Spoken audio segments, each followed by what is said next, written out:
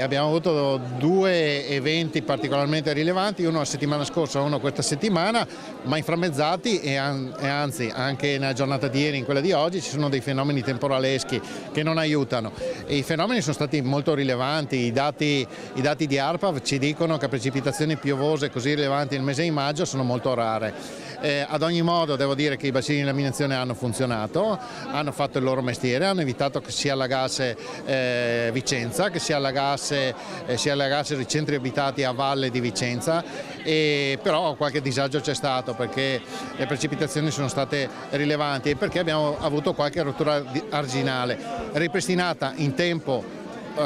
record dai nostri tecnici, che ringrazio anche le imprese che sono intervenute in condizioni veramente difficili ed estreme H24. Ovviamente adesso c'è la conta dei danni, abbiamo già chiesto lo stato di emergenza, il Presidente lo ha chiesto già la settimana scorsa, sono già venuti i tecnici del Dipartimento Nazionale della Protezione Civile già sabato e domenica scorsa, adesso stiamo integrando la relazione con gli eventi degli ultimi giorni e dopodiché lo stato di emergenza dovrebbe essere riconosciuto. Negli ultimi 4 anni abbiamo attivato 2527 cantieri, una cosa che non è mai accaduta nella storia di nessuna regione nell'arco temporale che si possa ricordare di questa Repubblica. Aggiungo che noi ci siamo dotati ormai 15 anni fa di un piano fatto con l'Università di Padova, quello che ha preso il nome di piano Dal Paos, appunto dal nome del professor Luigi Dal Paos, e questo piano vale 3 miliardi e mezzo di euro. Noi abbiamo messo a terra 1 miliardo e 800 milioni di euro, quindi non poca cosa da quando ci sono io.